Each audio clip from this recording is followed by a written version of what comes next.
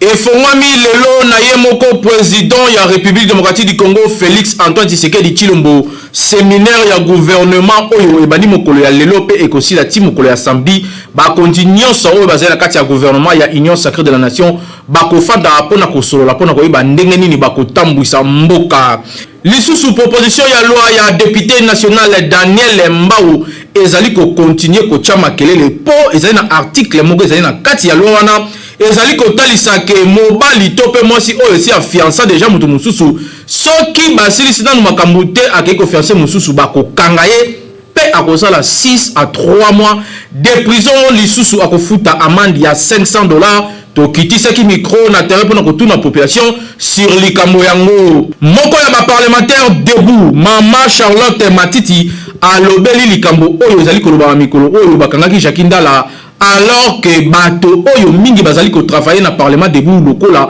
ba parlementaire ya UDPS ba finga ka chaque jour kasi bakangaka bango te. Mama Charlotte Matiti alobeli likambo yango na mokolo ya lelo wana quelques sujets oyo toko développer na édition ya mokolo ya lelo KNB News édition ya jeudi 22 juillet 2021 oyo nazali na plaisir ya ko présenter bino yango pour boyebi ete awa nde bozwaka ba vraie information sur vérifiable pe d'une manière très professionnelle. Rédaction ba Warrior ezali ko continuer musala kitoko na souhaiter bino bolandi malamu. Nalobaki yango na ebandeli ya édition oyo ouverture ya séminaire ya gouvernement ebandi mokolo ya lelo. Ouverture yango esalemaki na yemoko président Félix Antoine Tshisekedi Tshilombo. Bolanda ba détail na reportage oyo ya Naomi Mpila. Président de la République Félix Antoine Tshisekedi Tshilombo a lancé officiellement jeudi 22 juillet à l'élu na Kinshasa séminaire ya gouvernement ya République démocratique du Congo. Na discours na d'ouverture ya séminaire yango président ya RDC asini na ba membre ya gouvernement bazala na ba position partisane te ou ekosala obstacle na idéal aux le peuple d'abord. En effet, moment où essayez de jouer pleinement conscience et à participer au gouvernement et union sacrée où ils allaient causer la mini résultat et pas la population où ils allaient mini causer la résultat et le peuple d'abord. Na yango ezali na place pour la satisfaire ba caprice ya quelques autorités morales où bazali kolinga ba se conformer na ba logique ya ba parti na bango. Na kati ya maloba na ye, chef de l'État congolais a insisté sur le commotif où esengeli et animé ba membre ya gouvernement yango ezali bongo kosala nyonso pour na améliorer conditions sociales de la population congolaise. Ba véritable guerrier bango ba bengani ya kotelema pe koluka kozwa ba résultat où ezali concret a martelaki président en exercice de l'Union africaine, président de la République démocratique du Congo Félix Antoine Tshisekedi Tshilombo. Toyeba que séminaire où efungwa mokolo lelo ekosalema pendant 3 jours na ville province ya Kinshasa, capitale ya République démocratique du Congo pour la but ya créer dynamique ya changement pour la culture et excellence pe gestion axé sur ba résultat ya gouvernement Sama Lukonde oyo depuis 4 mois yango bazali na kati ya mosala lokola ba gouvernement ya ba warrior to pe gouvernement ya ba guerrier ndenge babengaka bango. Toyeba que séminaire yango ezali na terme créer dynamique ya changement pour la culture et excellence pe gestion axée sur le résultat ezali programmé pour 3 jours na but ya ko dynamiser changement ya culture et excellence pe gestion axée sur ba résultat ndenge président de la République yemoko Atali Saki. Donc, à Ebanti Nicolas Lelo, jeudi 22 juillet 2021, et Fongami Nayemoko, président de la République, séminaire ya gouvernement, et aussi la samedi, n'a pas conclusion à Malonga pour que RDC et Kendeli Bosso, Kinshasa et l'équipe partout. Garder dans la même direction, mettre de côté ce qui les divise. 3 à 6 mois de prison peut amende il y a 1 million de francs congolais na congolais to congolais nyonso oyo ako promettre mutu mariage oyo bazali nano na période de fiançailles alors que akei ko promettre mosi mususu kuna place a promettre ki liboso nano a sollicité l'état lobby oko kangama pe oko sala 6 mois de prison peut amende il y a 1 million de francs congolais bolanda ba détail toujours dans Nomi Pila. Fiançailles ezali étape entre promesse et réalisation et mariage na RDC yango ezalaka déclaré officiel lorsque mobali aye kosenga loboko ya mwasi na belle famille pe bango bakopesa ye autorisation ya kozongana na bango mpona libala. Kasi dire ya période ya fiançailles ezalaka penza déterminé te yango ezo dépendre na chaque couple pe lolenge nini bazomibongisa vi ba abi oyo ezosalema mingi na société na biso na période oyo babengi fiançailles. Moko ya bakili mibeko honorable Daniel Mbao a déposé qui proposition de loi wapi a proposé qu'on modifie code de la famille. Parmi ba innovation, Eli Amoamba a sengi formalisation ya fiançailles pe pénalisation ya babu soki moko a buki mibeko na étape oyo e précédaka mariage. L'article 348 alinéa 1 la proposition de loi ya Eli Amoamba ezo pénaliser toute tentative pour la motonyo soza lié na lien ya fiançailles peut compromettre un mariage motomosusu avant dissolution et un lien et fiançailles à liboso. Alinéa 2 article 348 ezali ko affirmer que poursuite contre fiancé moi c'était mobali o asala qui promesse na motomosusu ta ke kolinga motomosusu à côté yango ekosala ma liboso officier ya police judiciaire ya officier ya ministère public pe liboso ya juge o akozala saisi na affaire yango. Proposition à loi ya honorable Daniel Mbao eza ko institué l'article 340 nango alinéa 3 que délai ya fiançailles ezali de 12 mois et renouvelable que une fois, c'est-à-dire kaka une année à pamba pe ekozala renouvelable kaka mbala moko, c'est-à-dire 2 ans et si ceux qui mona batozwa qui est pe au commissaire 5 ans au baliete yango pe ezali motif ya kolandelo na justice. Selon alinéa 1 PD article 340 la loi yango forme ya fiançailles et kozala réglé na makutimi ya ba fiancé donc mwasi na tango o ba kutimi mibale ya mwasi pe mobali eyokanite c'est-à-dire que ba kosalela nde kutimi ya mwasi po mwasi nde akosalela kutimi o uti pa na bango selon loi yango. L'article 344 bis alinéa 1 ya loi yango ezali ko protéger le fiancé contre rupture abusive ya fiançailles, c'est-à-dire que soutien ya rupture anticipative ya fiançailles et cause à la prononcer et cause à la décision moko motivée na président ya juge délégué au tribunal ya paix ou bibisika fiancé avant daka pe nyambo rupture et salema il faut ba preuve ya problème to pe likamoni bango e mona na le juge a décidé que dima rupture na bango. Alinéa 2 ya même article et décision à rupture prononcée soit qui instance compétente ezali immédiatement exécutoire paix et qu'on n'a aucun recours sauf ceux qui allaient concerner réparation et moko ba fiancé ceux qui a sengi yango nyoso o ezali komona babu ezali ko salema na société na biso wapi mibali mingi to pe basi bazwaka fiançailles à la légère akondima mobali o lelo pe akiko za mosusu lobi kasi to rappeler que loi o ezali kaka proposition de loi o ezali qui déposé mercredi 21 juillet 2021 na Assemblée nationale yango ekozala examiner ceux qui ezali malamu ekozala adopté na Assemblée nationale sima ya ko examiner pe kotanga yango malamu kasi nyonso ezali ko cadrer na ba problème ya société na biso ndi moko ya baeli du peuple akanisa ki ko formaliser fiançailles et kuma relation moko o ezali légal pe yebani na niveau ya l'état pour que ba abi ebele ya ba fille pe ba garçon o bazwaka mibali kasi azali kosala aventure et si là Kinshasa et l'équipe partout. Proposition de loi oyo ya formalisation ya mariage oyo député national Daniel Mbao azali ko proposer pona ko formaliser makambo ya libala na République du Congo. Tokitisa ki micro na terrain pona ko tuna na population sur likambo yango boka bango awa bazani micro ya Hervé Zak. Pona loi oyo en tout cas eza mwa pasi mutu nyonso na mutu abimisi loi wana na baba osala ba gouvernement bazana ba 4-5 momi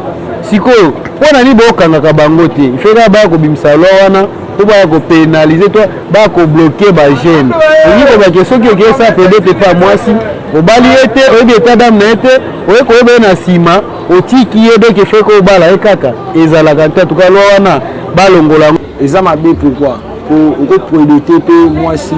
parce que au début makoki va nous permettre de prédoter et puis il va arriver pe circonstances mo commis par rapport nimbo kan susu évoluer makoki ko bala lisusu ezate na bo kanga mutu ezate ko tango ebele tango mutu na volonté ya prédoter mwasi obaki te que non ndeni na sala pas so mbongo wana mboka oyo tozaka na misala te bako exiger biso que non so prédoter mwasi après à la fin du compte tu bala ye eza malamu que non so prédoter mwasi bala pour ça bolingo na de eza bolingo ndezala na kati mais que l'état s'impose na mamba bolingo que non so prédoter mwasi bali ete bakanga yo eza mabe bakasi pour nini ko mobali fa ko prédoter mwasi boya bi que te na ko parce que mbongo libala parce que so ya zumbongo te akosala nini taba okanga yo wana bongo soki mwasi wana magata babali ta za bolingo mobali awsuka ndenge nini net senga za musulman biso islam esi biso ba da 5 basi so tant on est na prédoter da mwasi et quoi arriver pe na ticket pour bolingo simbité so akwa po okanga ngai to akwa bo okanga mutu pesa ba bolingo et quoi arriver pe que non na yaki ko prédoter mwasi et comité mwasi na ndika katano ta sur la lettre na po parler de bala et simbité na ticket so l'été okanga na likambo nini parce que ça crime et ça fraction pété parce que ça on ba bolingo sizo na ngai eza mabe te po ba mibale belé bazobebisa bana basi omona bana mwana batu ata 6 ans na kati ya 6 ans na balongoli bazemi si ekomi ntango akobala azwi mbongo akekobala mwasi mosusu desizio bazwi eza malamu eza bien mebele mpe avandaka na bana basi bana mposa babala bango me mbongo eza te bawana sere mpe bazali me mbongo eza te akovana na mwana bato tititi mbongo eza te mwana mwasi mpe akola mobali akolaka te me moto akolaka eza mwasi ntango amoni keta ezokende asala nini badivorce sikoyo wana mpe bakokanga kaka wana mpe bakokanga po soki mwasi aboyini amoni mobali azongumela osani wana mpe bakokanga mpe basi po mobali mpe kote mosusu mpe mosala eza te misala eza te ana posa obaya mwasi maza na mbongo te misala eza te akobaya mwasi na atako ndebo okiti $500 $500 efaza na mosala te soki aza na mosala te obala ndenge nini bon eza mabe te mais par rapport mobali akoya apredote ngai bapredote mosusu komo okende ba 5 ans par rapport ce qu'on atali age naza nango bapesanga sur 5 ans nayakota ménopause pamba bon ntango mosusu namoni mpe ke ye aye awumisi prédote wana eumeli 5 ans 3 ans baprédote ya balong terme wana en tout cas nga nakobesu namoni motu moko ayeli nga mbamo nakokende nanga te nakokende mpe c'est ça mais eza yango ide ya mabe te mais ezosenga kaka tozala sérieux kote ya mobali kote na nga mpe po soki mpe nga mpe naboyi nga mpe bakangi mobali taki ofunda nga no bongo no bakangi mpe nga dans domaine donc tozalaka sérieux tozala sérieux oyo nga na olobake soki mobali omoni kende prédote mwasi zala deja mike oza na mosala baoloba bongo wi koloba bongo okokanga directement bango bayaka kaka na mibeko eza mabe te toa na mboka mibeko mais mpo na nga babongisa mpe na mwa misala so misala ekomi mabale ezala nango mpe Mama Charlotte Matiti moko ya ba parlementaire debout ya UDPS alobeli likambo o ezali ko betama awa na Kinshasa depuis mikolo o nyonso arrestation ya Jacques Ndala pona kolobaki ndenge bato bazali kolobaki justice ya 2 poids 2 mesures ekoti na mboka na biso alors que ba parlementaire debout mingi pe bazali ko diffamer air nyonso kasi bazali ko inquiéter bango te ye alobi ezali ko kipete o salima be okokangama azali awa na micro ya Peggy Ilunga pe Naomi Mpila bakolo bateke ba condamner Jacques Ndala azana raison ba connaît non Jacques Ndala mérite ça. Pourquoi? Parce que bazo ba parlementaire debout c'est quoi ba parlementaire debout ba lobby que to kende na mukanda o to kende ko chikela mutu Jacques Ndala tenaki ba propos moko ba menace o ezali ko lakisa ezaki en flagrance o ezali ko lakisa ke mutu oyo azali ko menacer batu oyo ezaki na vie ya mutu nyonso mona kiango ezate ke ba condamner muso ba inie muso ba boy non et le quoi mérité condamnation wana batu bazaka kaka wana po na koloba makambo bazana ngo sûreté mais baye ba ke Congo ezaya ba congolais to senga ke état de droit ngo wana parlementaire de Bouni Nyasa loba lobi ke boke ne ko boma mutu na ndako na ye toke na ndako mutu ne ko tikela mutu o mukanda ngai soki Moïse Katumbi azana problème a ko sala na ngai abenga ka ngai afuteli nga bien na vana feste na feste place pona kende kuna to sololi pe na zongi aye ba déclaration na ye zali comment on va condamner bato ba déclaration na ye zali et notamment na ba réseaux sociaux ye moko azolo bango balobi ke bayebi ndako mutu yo basi baboma oh moi mutu ayide pesa bomi azate mais bango basali ba propos na bango oyo ba menacer mutu to perdre Kadombo pourquoi parce que azalaki nationaliste abane ko défendre mboka na ye to perdre ye mais après ça on va dire quoi il faut ba condamner ye IDPS Noël Chanya aza mutu IDPS te azali peuple congolais il faut boye ba ko sala part ya makambo Noël Chanya aza mutu IDPS te azali peuple congolais asali loi na ye il fallait baser la loi ne ba longola IDPS na kati ya makambo wana IDPS azana kati wa ni de près ni de loi azana kati te mais IDPS aza seul parti politique te biso to vani to tala bango ba pota na bango bazo asali pona ba congolais c'est pas pour l'IDPS IDPS avandi to tala bango to neti ba to vani na télévision on regarde seulement to na likambo ko loba na kati wana te et donc concerné biso te ni de près ni de loi etali biso te ezali loi ba congolais ba binisi biso pe IDPS to tala o etali biso te tiko réaction ezali justice muto osala makambo na ezali IDPS te est-ce que IDPS a un problème na matata mponi na deuxième république période de Papa Lunda Bulu ide matata mponi azaki nani azaki ambassadeur ya Rwanda na Congo est-ce que tali IDPS est-ce que na kati ya makambo wana ezali ko justice congolaise muto osala makambo na para IDPS na kati za nini IDPS ana part moko na kati te pone chilwa chanyu wana na omona bato lelo baza agité pona makambo ngo menga zo mona batanga kombo mutu te pourquoi bato bakoma agité yake na loi na yake kotika bozele soki batangi kombo na yo ekomi biso to kobima na union sake to sala boitala Congo eza ya bango te Congo pe eza ya basango te pour comme sa place à nini ya matanga ekomi matinée politique c'est triste eza malamu te place à matanga jamais qu'on la place à matinée politique atika babiloko a osala wana ayebaka biso ba peuple congolais to sambelaki nzambe to libatindela biso président oyo aola na souci na biso wako ko accompagner biso na ba pasi na biso du batika babiloko ba osala wana bakene na séminaire wana bayebaka bazali wana pona peuple congolais mwana nzambe pe babungisaka yete mwana nzambe babungisaka yete président Félix Mutachindeke na mboka ya nzambe mais batika biloko bazo sala wana tokosala boy te batika ba grimace wana bayebaka so baosala ba grimace wana baobunda na nzambe baobunda na mutu te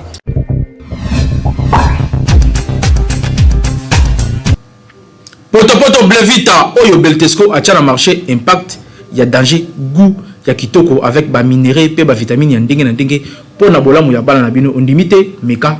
okopesa ngai raison landa reportage oyo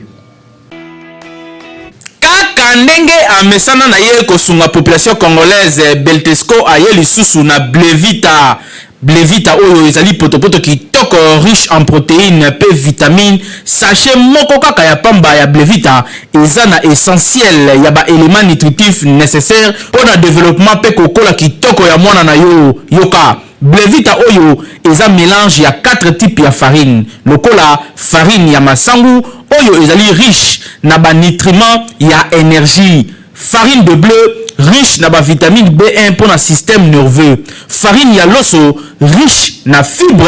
pour la digestion moko ya malamu farine ya soja riche na oméga 3 pour le développement ya kitoko pe pour na cerveau ya mwana na yo na misu kobosana te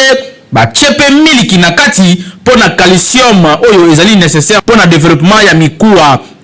poto Blevita ekopesa énergie pe makasi na mwana na yo chaque jour pour na kosakana kitoko poto oyo bozomona Blevita ezali pe bilei kitoko pour na mikolo ya mude mais là poto Blevita pour na kobatela pe kokolisa mwana na yo kitoko Beltesco vraiment mosungi ya mboka Kinshasa eleki partout.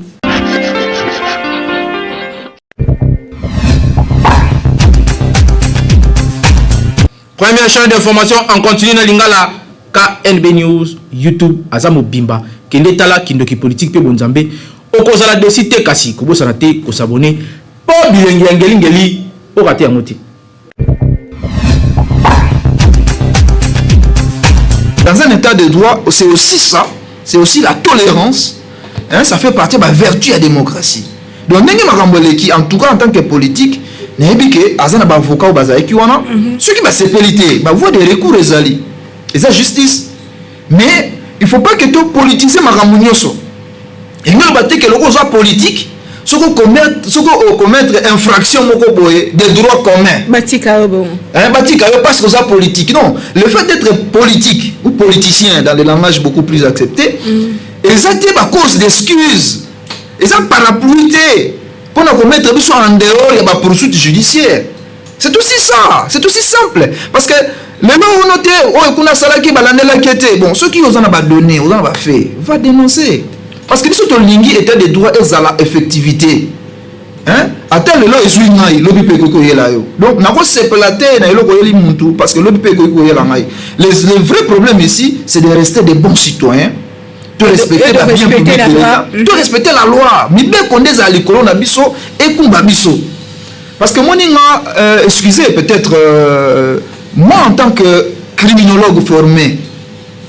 hein, pénaliste et criminologue, que ça peut se discuter scientifiquement. Mais il y a des criminologues au baloba que l'homme, contrairement à ceux qui disent que l'homme est bon, non. L'homme par nature est criminel. Donc, c'est par exception que tu as interdit à des abotés. Sinon, vous allez accuser de volontaire. Interdit, on est. Mais la colère, c'est comme un bébé qui se fâche, non? Tant maman pime les bébés, moi, la silica, on doit ta maman. Qui lui a appris à s'énerver? On est avec la colère, on est avec l'agression, on est avec les instincts criminels. Mais c'est la société qui a interdit, la loi, a observé la loi. Zomona ya omoni ba juriste ba ba école droit ba ibi sociétas ibius donc là où il y a la société il y a les droits parce que tant que déjà deux personnes ngana otofandi il faut moi le comme moi ba écrit moi za la po respect ya ngana ezala ba limite ezala parce que yo okuka ko se permettre ko ça n'importe quoi te ngeti a ko finga eko traité diffamation pe les caractères et les caractères voilà il y a un principe il faut qu'on observer. Donc, moi, ce que je veux dire, c'est que ah, ce qui a continué en tout cas, merci beaucoup. Donc, ils ont des règles. Je crois que pour notre dossier à Jakinda, en tout cas, bon, c'est vrai qu'à un moment donné, il y a politiquement, il faut toujours haranguer, il faut sensibiliser, il faut tout sensibiliser. Mais à un moment donné, on peut se dire en tant qu'humain, qu'il y a un dérapage.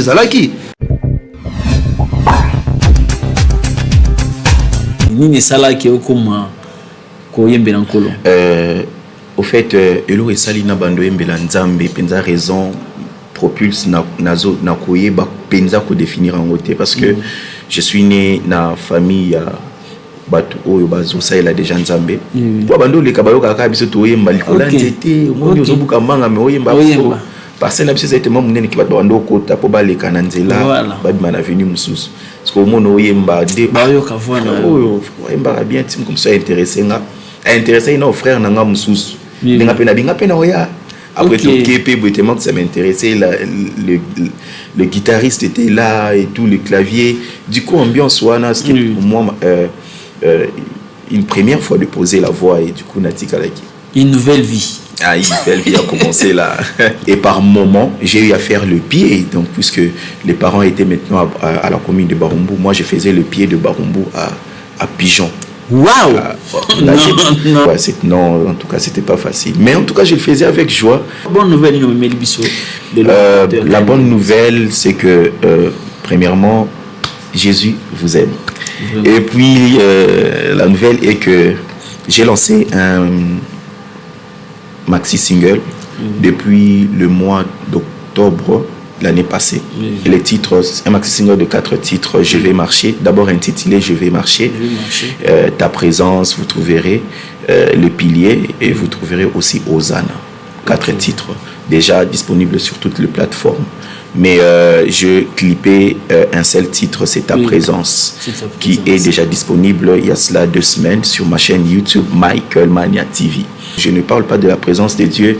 pour en profiter de quelque chose, mais je parle de la présence de Dieu comme carburant de la vie de l'homme. Parce que sans Dieu, c'est très compliqué de vivre.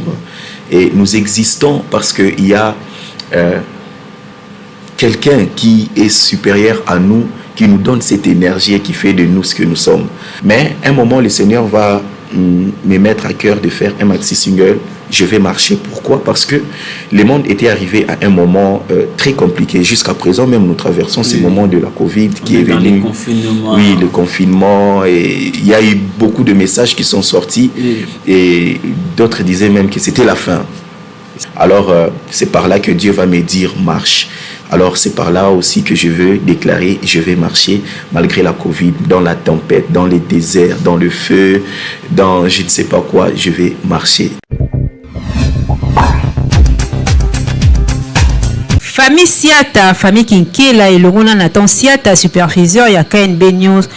Peba ressortissant, il y a Congo Central, précisément, il y a village et Palabala. Clan Penza ne Congo bazali na mawa ya koyebisa na baninga pe ba connaissance na bango nyonso liwa ya papa oncle pe grand-père na bango na kombo ya Kinkela Kebo Henri oya kufaki mokolo ya vendredi 9 juillet 2021 suite ya maladie ya tango molaye. Bongo programme ya matanga ezali boye vendredi 23 juillet 2021 na 18h na salle polyvalente ya Saint-Pie 10 oya ezwami na avenue Ngiringiri sur Asosa na commune ya Ngiringiri requis d'action de grâce ezali tina 20h PVE mortuaire et kozala kaka wana na même salle. Bongo samedi 24 juillet 2021 na 9h levée du corps et kosalama na morgue ya Ngiringiri pe recueillement na même place. Pe enterrement et kosalama na cimetière ya Kimberley. Tika ete sango oyo ekomela moto nyonso oyo ayebaki papa Kembo Kinkela Henri.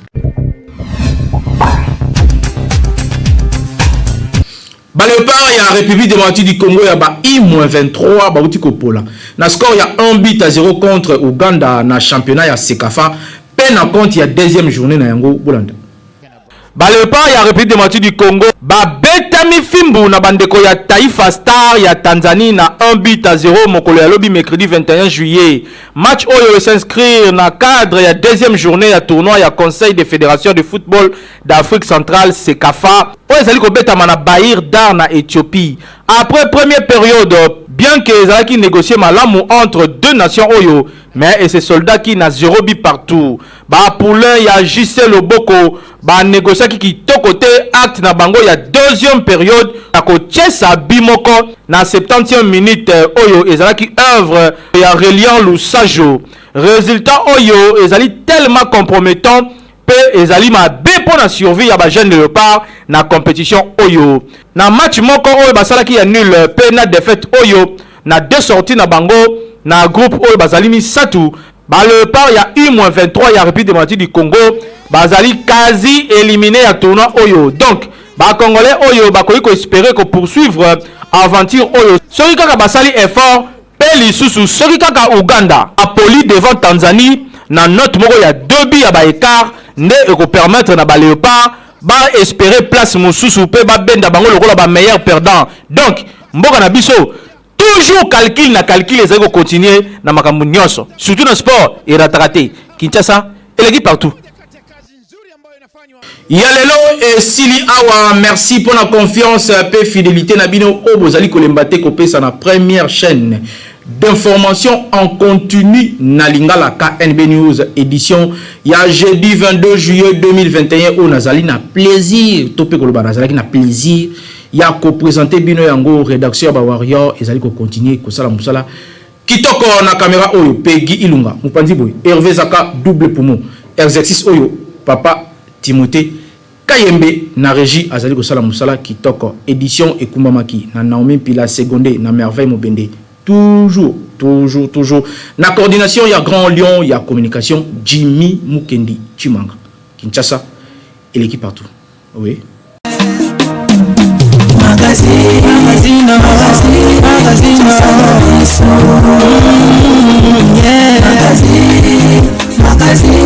Kinshasa na biso réalité ya bana ki réalité ya bana kino